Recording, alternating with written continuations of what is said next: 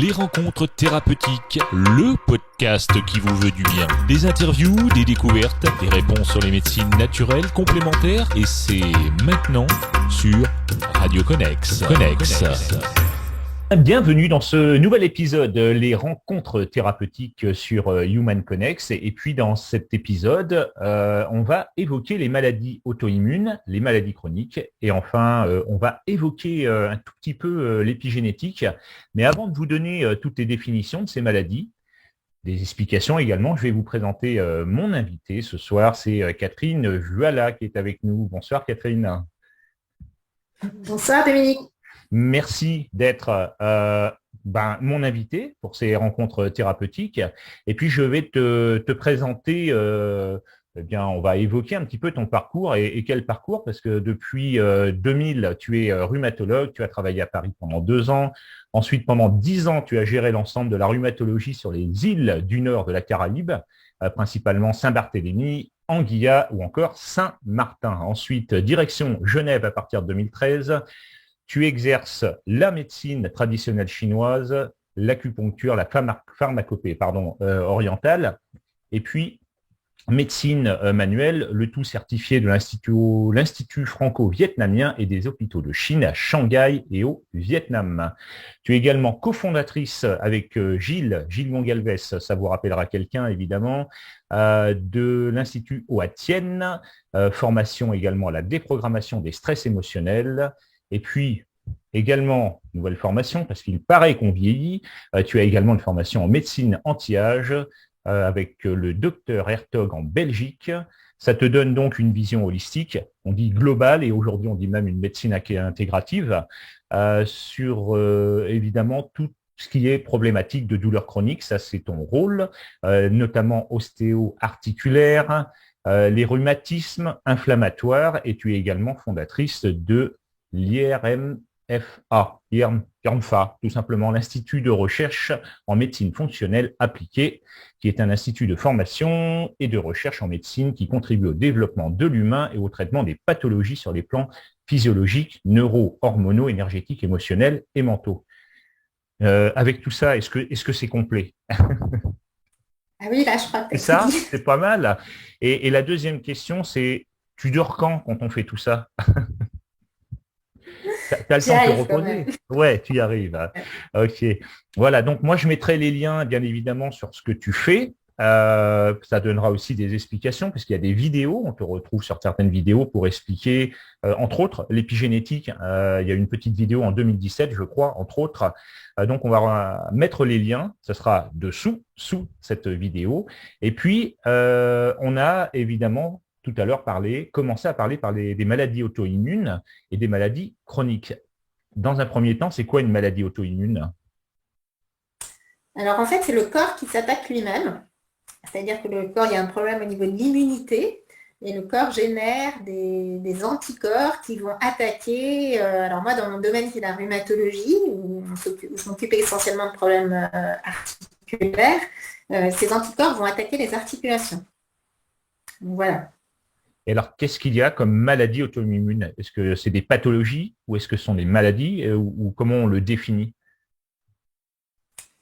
Eh bien, maladie, pathologie, c'est un petit peu la même chose. Une des plus connues, c'est la polyarthrite rhumatoïde, qui est une maladie articulaire qui est déformante, qui touche les femmes le plus souvent. Ça peut aussi toucher les hommes. Ça peut commencer à la trentaine, voire même avant, mais on retrouve ça à tout âge.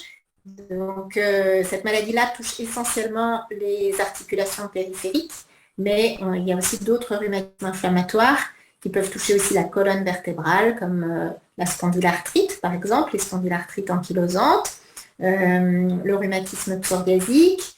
Il y a des maladies Donc en fait, les maladies auto-immunes, souvent, ce sont des maladies systémiques, c'est-à-dire qu'elles vont toucher plusieurs organes. Ça peut même toucher le foie, les reins. Donc une maladie qui touche la peau, par exemple, c'est la dermatopolymyosite.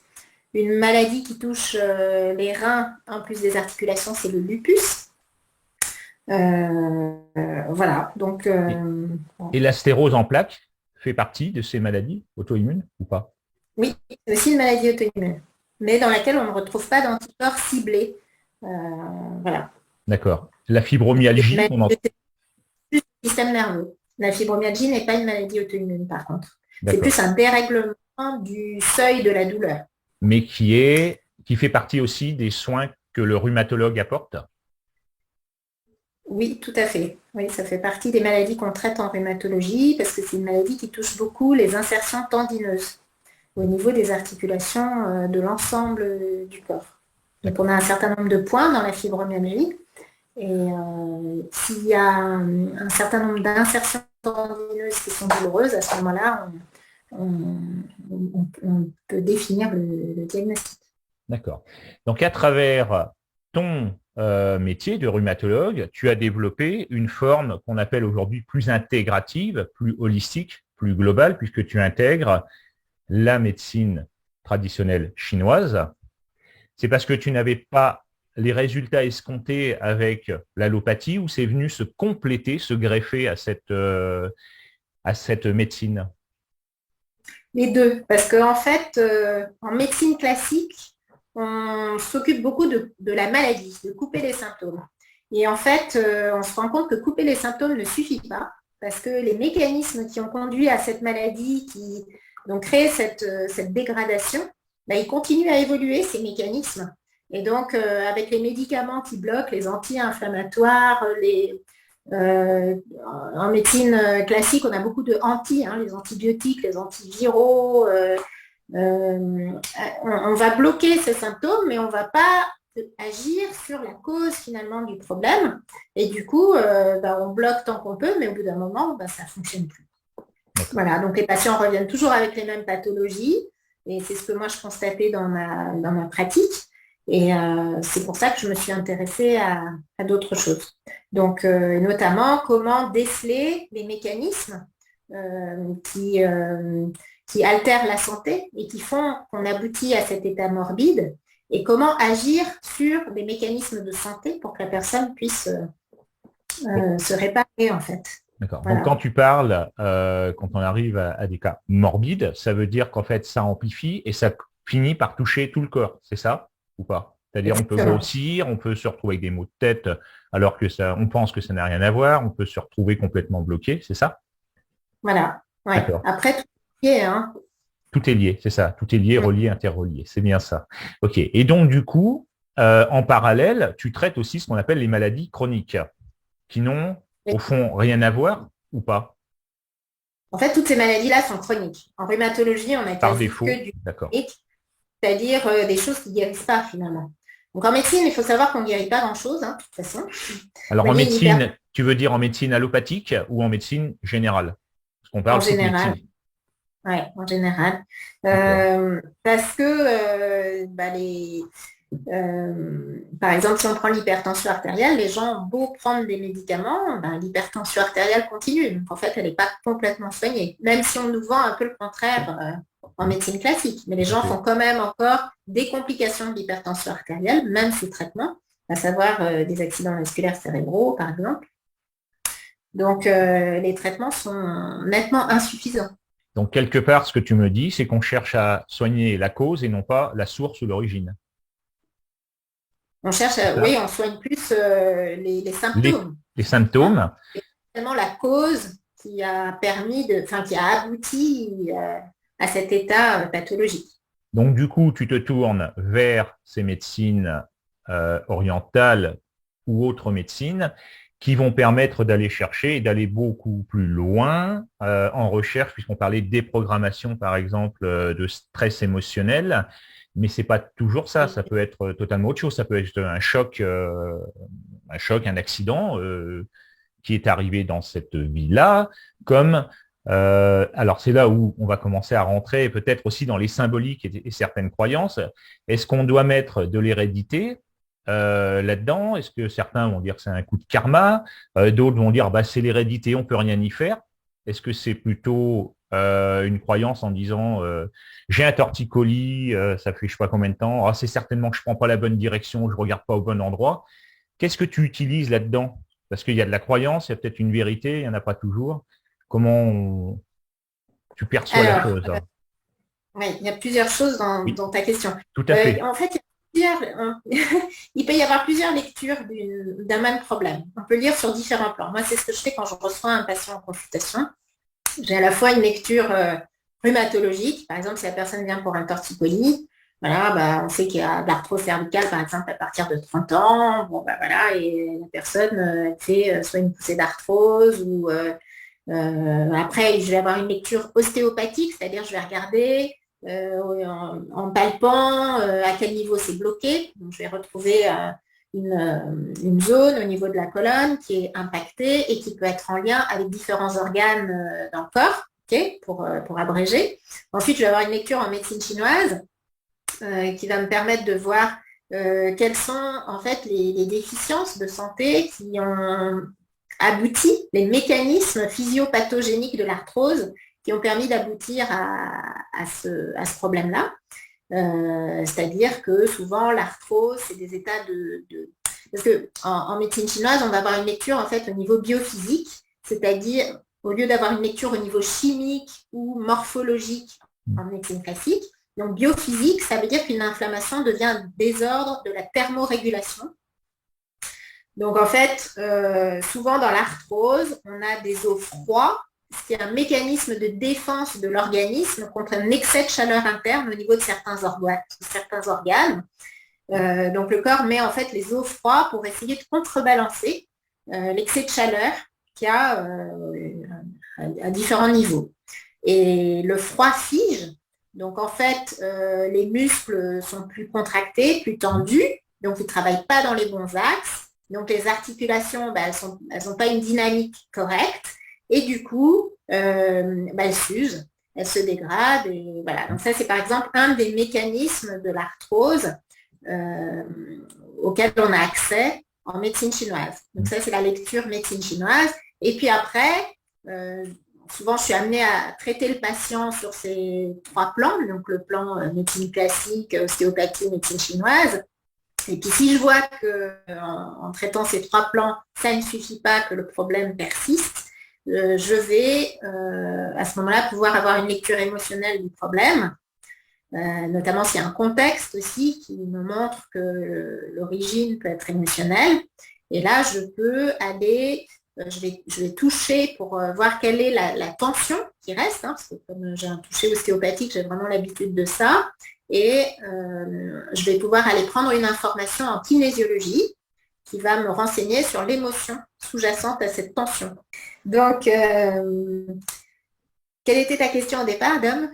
Eh bien, en fait, c'est de comprendre comment, à travers les 3, on va dire les 3 médecines, entre l'allopathie, l'approche de la médecine chinoise et ainsi de suite, comment tu vas intégrer l'ensemble de ces médecines et comment tu vas pouvoir aider une personne, comme tu me disais tout à l'heure, qui arrive avec un torticolis et c'est de l'arthrose, ainsi de suite, ou ça peut être de la fibromyalgie. Et comment toi, donc tu expliquais effectivement que tu utilisais plusieurs techniques et on en est là.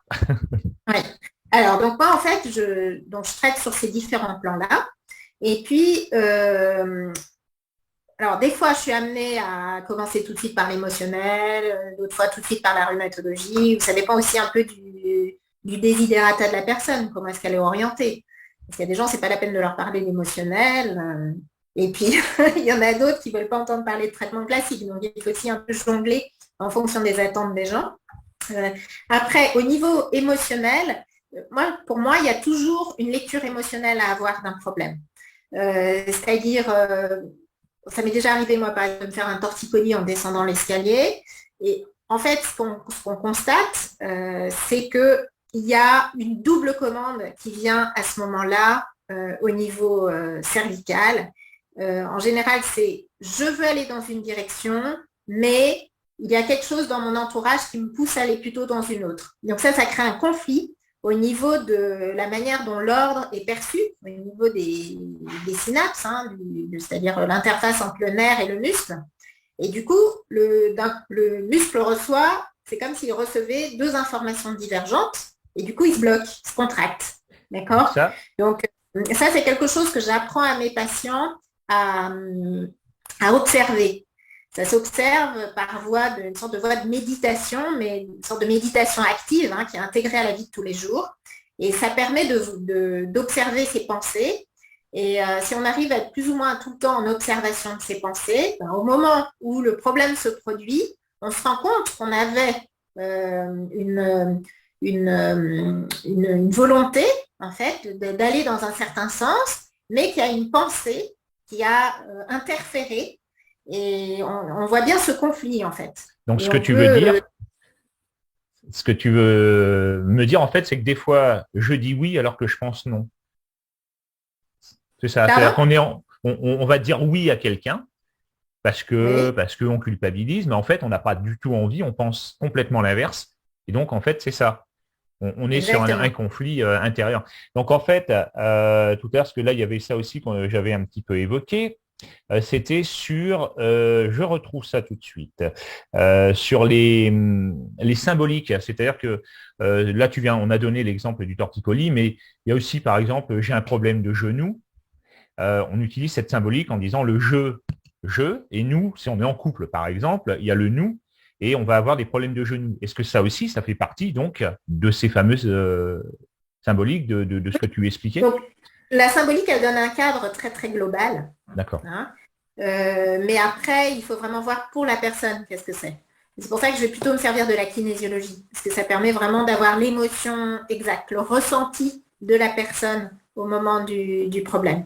Et ça marche vraiment, c'est exceptionnel. On a vraiment des résultats, c'est impressionnant. Et quand on se rend compte soi-même du problème, donc si on arrive à voir quel est le conflit entre ces deux pensées, après il faut arriver à régler le conflit. Des fois, il faut agir pour régler ce conflit, il faut aller parler à la personne avec qui il y a un problème. Enfin, voilà, c'est pas seulement le fait d'en prendre conscience ne suffit pas en général. Il y a vraiment une action à dérouler pour que le problème puisse se régler. Mais on constate que le problème se règle. Et c'est quasi immédiat. À partir du moment où la correction est faite, donc c'est très efficace. Et c'est là où on voit que effectivement ce problème-là a eu une incidence réelle. Parce que le fait de le traiter règle le problème. Alors, une personne qui va être, on va aller plus loin, je ne sais pas si on parle de maladie auto-immune, oui sûrement, évidemment, chez des enfants, des tout petits. On va dire que l'enfant va arriver, il a 1 an, 2 ans, c'est pas lui qui va exprimer, évidemment, puisqu'il ne parle pas. Comment on peut définir ça? Certains vont dire, c'est peut-être un problème, je ne sais pas, moi, c'est peut-être effectivement dans le ventre de la mère, mais ça peut être aussi, on parle d'hérédité, mais c'est pas, on sait qu'aujourd'hui, on récupère les émotions de nos ancêtres. On a évoqué tout à l'heure, hors antenne, la partie famine, mais on peut récupérer des émotions du grand-père, de la mère, et ainsi de suite. Donc, un enfant n'est pas nécessairement au courant, c'est-à-dire qu'il ne pourra même pas l'exprimer d'où ça vient. Comment tu vas traiter de cette manière-là? Comment tu peux tu vas être carrément sur l'énergétique uniquement? Ou est-ce que tu vas utiliser de la phytothérapie? Est-ce que tu vas utiliser... Parce que la kinésiologie sur un bébé, je ne pense pas que ça puisse forcément marcher. Si, tu peux faire la kinésiologie voilà, sur un bébé. Je me trompe. Tu fais un transfert sur un parent. Donc, tu transfères l'information énergétique. Tout est information. C'est comme ça que la kinésiologie fonctionne. Donc, c'est juste une manière de lire cette information.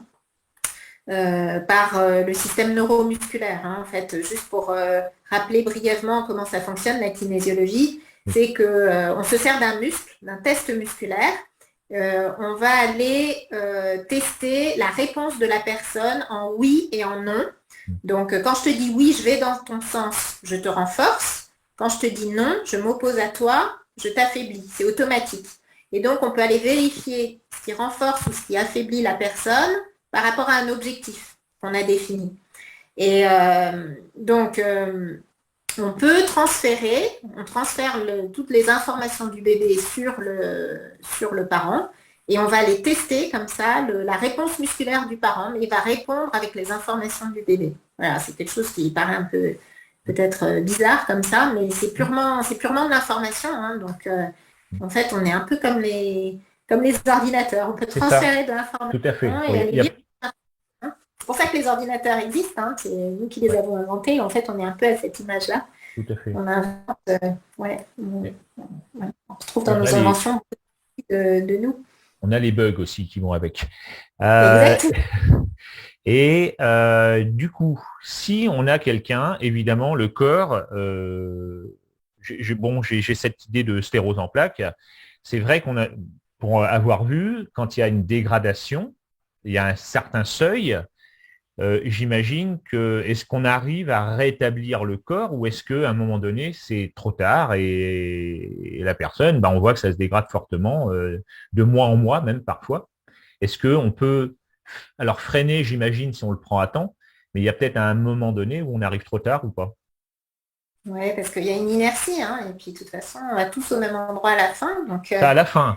Mais imaginons qu'on a la cirrhose en plaques qui est déclarée. Certains arrivent à peu près à la maîtriser, enfin à la gérer. Je ne sais pas si ça se dit comme ça. Mais à un moment donné, on voit bien que certaines personnes finissent allongées. Mais c'est pas pour ça qu'elles vont mourir dans les mois qui viennent. Ça peut durer encore pas non, mal d'années. Donc, ouais. l'explication, est-ce qu'on peut améliorer à nouveau à un certain stade? On peut ralentir l'évolution. Il y a des choses qu'on ne peut pas rattraper quand elles sont trop dégradées. Trop dégradé. D'accord. OK. Il y a- Alors, à travers les maladies auto-immunes ou chroniques, tu utilises la pharmacopée chinoise et j'ai vu aussi que tu allais vers la phytothérapie. Et ce qui était très intéressant, euh, tu dis qu'il faut adapter la plante au terrain parce que pour un même symptôme, un problème d'arthrite au genou par exemple, la même plante ou le médicament en allopathie fonctionnera ou pas. Parce qu'évidemment, on va avoir des réactions en fonction de la personne. C'est-à-dire que je peux avoir le même symptôme, les mêmes mots, mais évidemment, ce n'est pas la même personne. C'est ça? Personne et c'est pas le même mécanisme qui a conduit au problème. Et la pharmacopée, alors moi je fais pas de différence entre pharmacopée et phytothérapie. D'accord. Ça permet de soigner le terrain. On soigne le terrain, c'est-à-dire les raisons qui ont fait aboutir à tel problème. Donc, effectivement, on ne se base pas sur le symptôme en médecine chinoise. Donc, on fait un diagnostic de terrain et on soigne le terrain.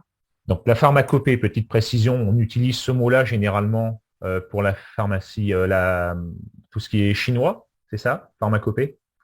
Oui, mais tu peux aussi parler de pharmacopée occidentale, hein. C'est un terme qui est un peu Occidentale. moins utilisé. Effectivement, Voilà. le terme phytothérapie est plus utilisé. Et la phytothérapie, petit rappel, c'est évidemment tout ce qui est à Mais base que de plantes, quoi. pharmacopée pouvait s'utiliser aussi. Hmm. Voilà. Phytothérapie qu'on retrouve chez entre autres les naturopathes. Voilà. Petite Ouais. parenthèse.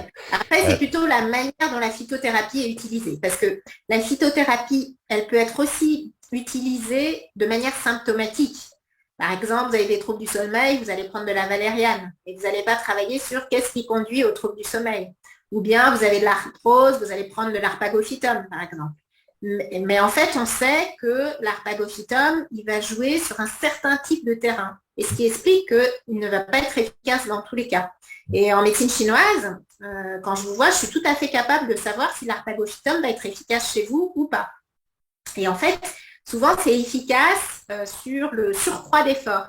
La personne qui a de l'arthrose, qui va aller jardiner, l'arpagophytum peut lui enlever les douleurs supplémentaires générées par le jardinage. Il y a aussi l'importance des combinaisons de plusieurs actifs. Par exemple, quand on parle du curcuma pour, je crois, c'est les articulations, on dit il faut rajouter le poivre noir et l'huile. Peut-être que finalement, s'il n'y en a qu'un seul, c'est pas assez actif. Et ça Voilà. aussi, ça va jouer. Alors, en pharmacopée chinoise, on a des formules de plantes. On se sert rarement d'une plante isolée parce qu'on en utilise plusieurs qui viennent se compléter et qui sont synergiques en fait. On utilise des synergies de plantes. Voilà. Et c'est très différent des extraits qu'on trouve parce que en médecine classique, donc dans ce qui est remboursé par la sécurité sociale, ou en L'allopathie. France, les différents systèmes, même en phytothérapie, ce qui est remboursé en Suisse, on a pas mal de phytothérapie qui est remboursée. En France aussi, il y en a un petit peu, mais souvent c'est des extraits. Donc c'est voilà, parce que forcément pour pouvoir commercialiser quelque chose, on ne peut pas, enfin, ce qui va coûter cher, c'est justement le travail surajouté du chimiste sur la plante. Donc voilà, c'est comment dire. Sinon, on ne peut pas breveter quelque chose qui est strictement naturel, hein. Voilà. Ça va venir. Donc ça rapporte moins, ça ne les intéresse pas. Tout à fait. Et pour rester dans le contexte aussi, effectivement, je vais parler parce que j'ai le mot gingembre qui me vient. euh, le lieu où on le fait pousser a son importance aussi, parce que le terrain j'imagine que le terrain va nourrir la plante X ou Y et ne va pas nécessairement avoir les mêmes apports non plus pour le patient et en fonction de ce que l'on soigne.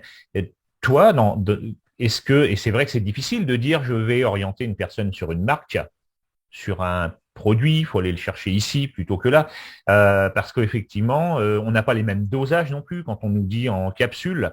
Donc toi, comment tu vas apporter ça? Voilà, je vous recommande tel produit parce que la combinaison est bonne, ou tu lui fais simplement une ordonnance en lui disant vous prendrez du gingembre.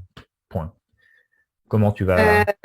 En fait, moi, je travaille beaucoup avec des formules de plantes. Ça peut m'arriver de rajouter comme ça un peu de gingembre ou bien de prendre du curcuma ou voilà, ou de la badiane ou de la cannelle. Voilà, ça arrive. Mais en général, je fais utiliser des formules de plantes justement parce que je travaille avec un labo particulier Herboriste? qui...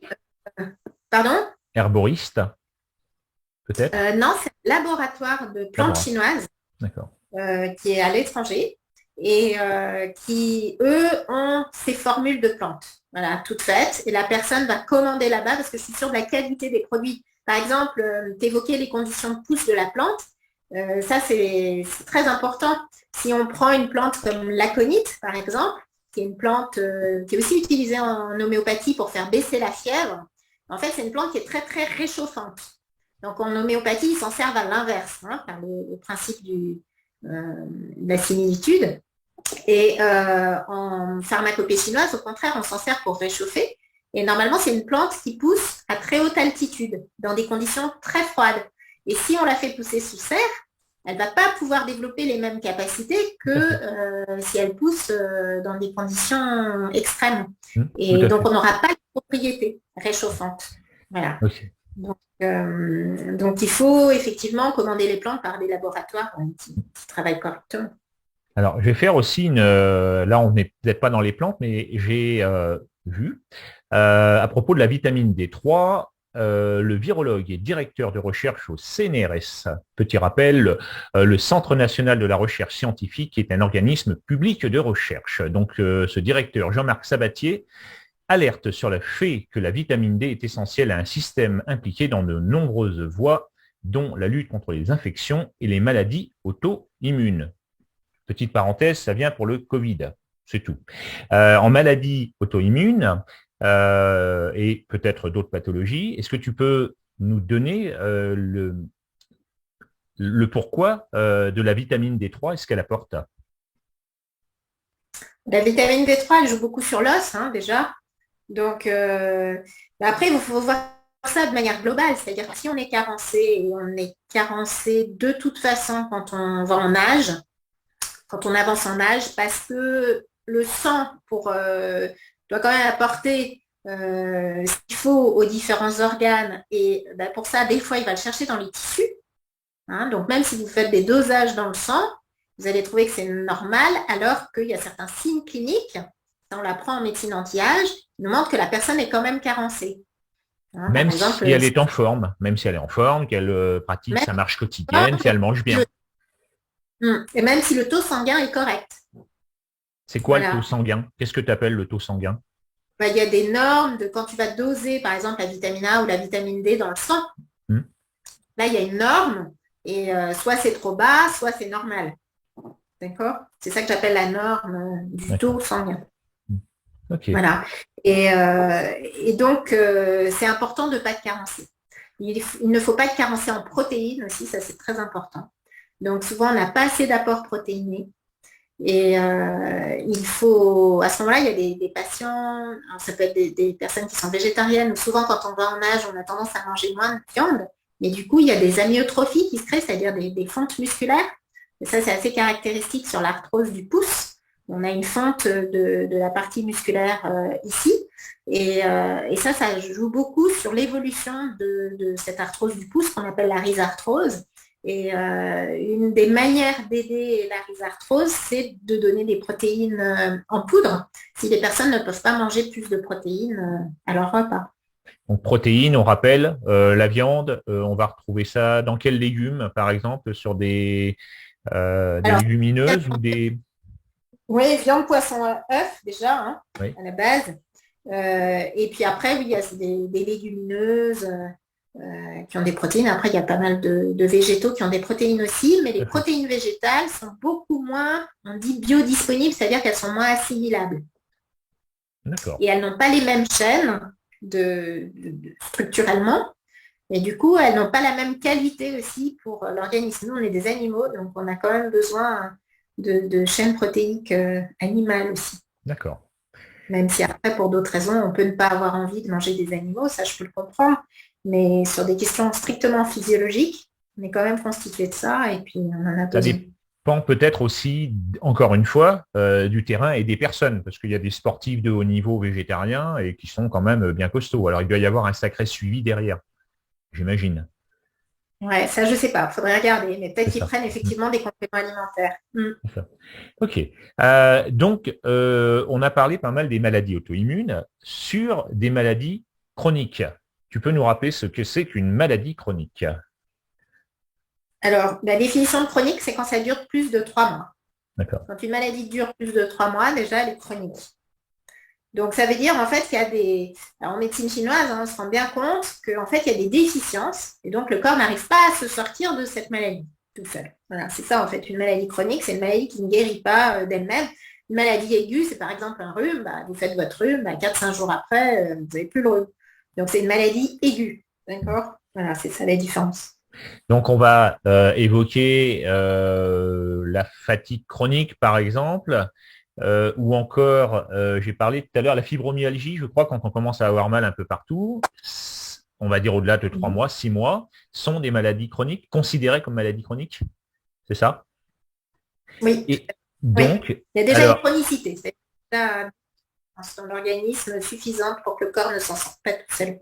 d'accord. Donc là, à mon sens, il va y avoir à nouveau une problématique émotionnelle, mais il y a un petit mais parce que j'avais été très surpris lors d'une autre discussion. Tu dis les organes sont liés, par exemple, aux maux de dos. Donc, j'avais noté la fatigue chronique, ou ça aurait pu être la fibromyalgie. Sont-elles également des résultantes d'un organe déficient, ou c'est l'organe qui devient déficient parce qu'il y a un choc émotionnel, parce que on est un peu de travers dans la tête, je sais pas, c'est un divorce, une violence, une perte de travail, un manque d'argent, peu importe ce que c'est. Comment on fonctionne là-dedans? Organes, émotions, hein? Alors, les émotions viennent nous impacter, oui. Elles viennent quand elles ne sont pas gérées. Alors, il y a plusieurs choses. Il y a soit il y a une répétition en fait des émotions qui viennent impacter progressivement certains organes et les affaiblir, soit il y a un choc violent qui vient sidérer quelque chose, sidérer une fonction dans l'organisme. Donc, c'est deux mécanismes un peu différents. D'accord. Voilà. Après, il y a dans le corps des zones réflexes d'organes. C'est-à-dire, par exemple, les genoux sont très en lien avec le système digestif. En général, on a des problèmes de genoux quand il y a des problèmes digestifs, alors qu'ils ne sont pas forcément perçus par la personne. Hein. C'est-à-dire que la personne, elle peut avoir l'impression d'aller très bien sur le plan digestif. Mais nous, on va le retrouver par le biais de la palpation locale, des pouls chinois qui permettent de récolter des informations sur les organes, de la langue. Enfin, on a différents indicatifs qui nous montrent ça, puis qu'on peut corroborer après par des études un peu spécifiques au niveau sanguin, par exemple. On va voir qu'il y a certaines déficiences, des malabsorptions, des choses comme ça. Donc, il y a des liens entre les organes et les articulations. Par exemple, tout à l'heure, je parlais de la rhizarthrose. Le pouce, il est sur une zone réflexe du gros intestin, par exemple. Du poumon, du gros intestin. D'accord ? Au niveau du dos, là, c'est très intéressant parce que le lien est rarement fait, à part par les ostéopathes, hein, parce que ça, c'est des notions qui viennent de l'ostéopathie. C'est toutes les notions de métamère. C'est-à-dire qu'il y a chaque niveau de la colonne vertébrale, part un nerf qui commande un organe. D'accord. Il y a tout un système nerveux de commande des organes qui part de chaînes nerveuses latérales de chaque côté de la colonne vertébrale, ce qu'on appelle le système nerveux végétatif. Et quand il y a une déficience d'organes, l'information revient par ces nerfs au niveau de la colonne et les muscles se contractent en réaction. Donc, les muscles se contractent, du coup, les articulations ne travaillent plus dans les bons axes, donc les articulations s'usent, ça crée de l'arthrose, éventuellement une hernie discale, à force que les axes de la colonne vertébrale ne soient pas corrects, ça force, donc on peut avoir création d'une hernie discale. Et donc après, en travaillant sur les organes, on va améliorer le dos. Et la plupart du temps, s'occuper uniquement des os ne suffit pas. Il faut vraiment aller régénérer les déficiences organiques. Et là, on voit vraiment la colonne se corrige. C'est quelque chose qu'on perçoit. Voilà. Donc, on ne va pas changer la structure, c'est-à-dire ce qu'il y a d'apparent sur la radiographie. On ne va pas la changer. Mais ce qu'il faut savoir, c'est qu'il y a des tas de gens qui ont de l'arthrose sur les radiographies. Si on faisait des radios ou des scanners à tous les gens qui passent dans la rue, on trouverait des tas d'arthrose, même de hernie discale chez des gens qui n'ont absolument aucune douleur. Parce que si on est en équilibre, le corps arrive à gérer. Du coup, ça revient un petit peu à la discussion de départ, que ce soit maladie auto-immune ou autre. Là, on parle de la partie physique. On va travailler effectivement avec un ostéopathe sur les organes pour améliorer peut-être et sûrement la partie physique dans le dos. Mais on en revient toujours. S'il y a une non-résolution émotionnelle, comme on l'a dit tout à l'heure, je pense oui, mais je dis non. Je descends l'escalier, mon fameux torticolis. Évidemment, je ne solutionne pas le problème. Donc, de toute façon, je peux aller voir l'ostéopathe tous les mois. Ça risque de rester voilà. Quand il y a une problématique émotionnelle derrière, en général, le problème revient. On arrivera quand même avec des thérapies somatiques éventuellement à le faire disparaître, mais il va se reproduire. J'avais une patiente comme ça qui faisait des torticolis à répétition parce qu'il y avait beaucoup de conflits familiaux. Et puis petit à petit, au fur et à mesure du travail et des mois, elle a pris conscience de certaines choses, de mieux se positionner, en fait, de plus s'affirmer. Et puis les torticolis ont fini par disparaître. Donc voilà, souvent c'est aussi des chemins de vie. Il faut plus voir la maladie comme quelque chose qu'on traverse, une période de vie qu'on traverse dans laquelle on a des choses à comprendre.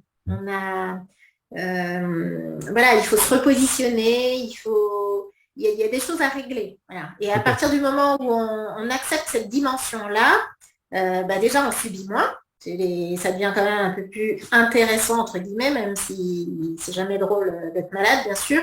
Mais au moins les choses reprennent du sens. Et ça, c'est très, très important.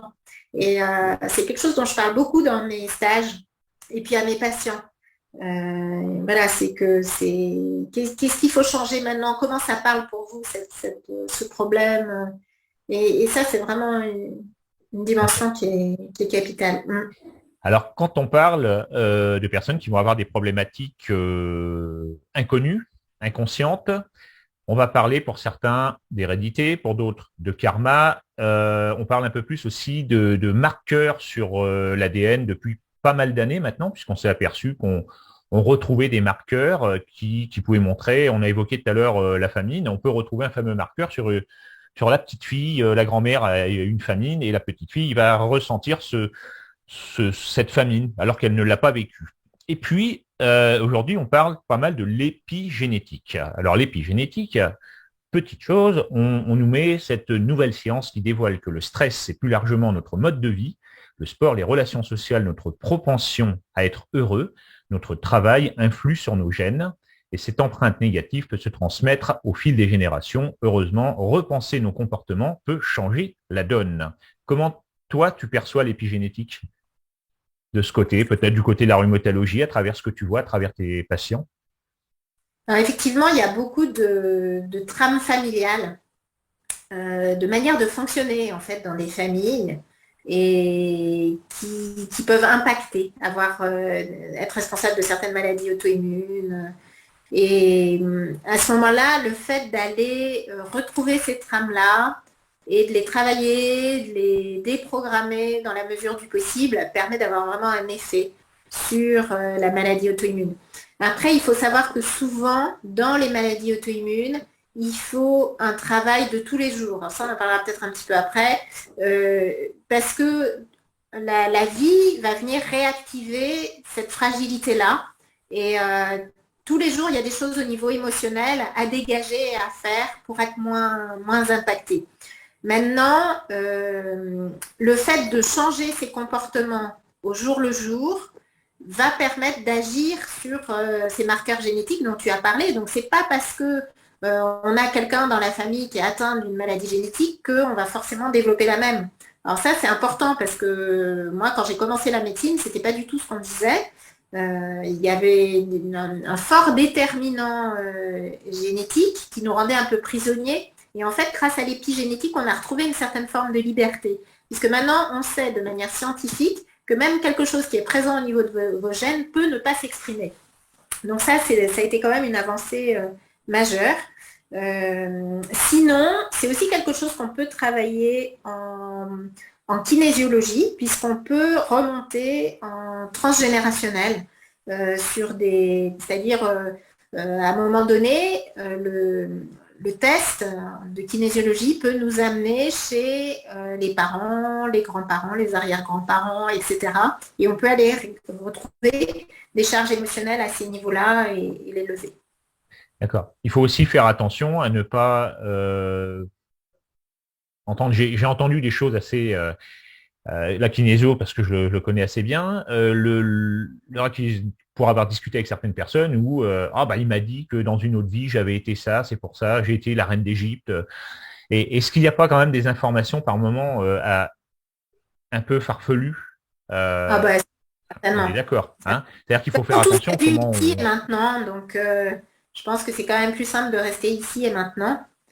Et même si certaines personnes peuvent avoir des sensibilités qui les amènent ailleurs, pourquoi pas à la limite. Mais oui, je pense que c'est important quand même de rester simple et concret. Voilà, c'est ça. Et donc, en fait, pour revenir à l'épigénétique, d'après ce que j'en comprends ou ce que je lis, c'est qu'en fait, on peut modifier ces paramètres-là, puisque l'épigénétique montre qu'elle est malléable. C'est ça? Exactement. D'accord. Exactement. Et donc, c'est ça. C'est bien parce que j'apprends en même temps. L'épigénétique, c'est comment le gène est modulé pour s'exprimer ou pas. Donc, ces marqueurs peuvent bloquer le gène ou l'activer, en fait. Et donc, c'est pas parce qu'il y a un gène qui va forcément s'exprimer. Il peut très bien être bloqué parce qu'on a les comportements adéquats qui font qu'on va pouvoir ne pas exprimer tel problème. Et c'est là qu'intervient donc tout ce qu'on a évoqué jusque-là, la possibilité d'être aidé souvent sur un plan physique, plus physique que peut-être psychique, à travers les plantes, même si elles font leur travail, utiliser les différents outils que tu as cités, que ce soit la médecine chinoise, peut-être ne pas oublier également l'allopathie. On n'a pas trop évoqué à travers la rhumatologie, mais parfois on a quand même de très bons résultats, ou en tout cas pour aider dans un premier temps à faire diminuer certaines souffrances pour ensuite aller vers le problème, retrouver la cause ou la source. C'est ça. Ouais. On n'arrête jamais le traitement d'un patient qui arrive. Alors des fois, les gens sont en demande d'arrêter le traitement chimique parce qu'ils savent qu'il a des effets secondaires. Mais souvent, quand les douleurs sont trop importantes, on est obligé de le garder et d'attendre que le traitement naturel ait fait son effet et arrêter progressivement le traitement chimique. Des fois, on ne peut pas les arrêter complètement, on les diminue. Donc ça, c'est ce qu'on appelle la médecine intégrative. Pour moi, les médicaments chimiques, ils ont leur place, qui peuvent être dangereux. Dans les polyarthrites, les articulations peuvent se... Donc des fois, on est obligé d'aller bloquer chimiquement ces processus-là. Et puis, on met en route le traitement sur un autre plan pour améliorer l'état de santé de fond et que petit à petit, les mécanismes de destruction puissent ralentir et puis s'arrêter et qu'on puisse arrêter les traitements chimiques. Mais ça prend souvent 1 à 2 ans pour vraiment bouger le traitement d'une maladie auto-immune costaud comme une polyarthrite rhumatoïde ou une spondylarthrite. Il faut 1 à 2 ans. Des fois, on a déjà des résultats au bout de quelques mois. Mais pour vraiment changer un terrain, c'est 1 à 2 ans. Là, il y a le terrain à changer, plus le patient par lui-même qui va faire aussi son travail de l'autre côté. Oui, exactement. Donc, Okay. on a besoin d'avoir des patients assez responsables. Hein. Tout le monde ne peut pas se traiter de cette manière-là. Voilà. Ok. Merci Catherine. On a fait les 3 points à peu près essentiels. On essaie de condenser. Je vais te remercier parce que l'heure a vite passé. Je te remercie d'être passé nous voir sur Human Connects pour cette nouvelle émission sur les rencontres thérapeutiques. Et puis je pense qu'on aura d'autres sujets à un moment donné peut-être à réaborder parce qu'à travers ton expérience et puis surtout les différentes formations que tu as eues ou en tout cas ce que tu exerces, on ira peut-être un petit peu plus loin, par exemple sur la kinésiologie, un de ces jours. Et pourquoi pas aussi un petit peu sur l'ostéopathie, puisqu'elle apporte beaucoup depuis maintenant plusieurs décennies. Et puis peut-être encore d'autres techniques. Tu seras avec nous, tu reviendras. Ça s'est bien passé. Oui. Ok, je te remercie. Moi, je vais vous dire à bientôt tout le monde. Et puis les prochaines émissions, je pense qu'on essaiera d'aller rencontrer un magnétiseur. Je vous en dis pas plus pour le moment. Voilà, je vous dis à bientôt. Merci de nous avoir suivis sur Human Connects. Les rencontres thérapeutiques, le podcast qui vous veut du bien. Des interviews, des découvertes, des réponses sur les médecines naturelles complémentaires et c'est maintenant sur Radio Connex.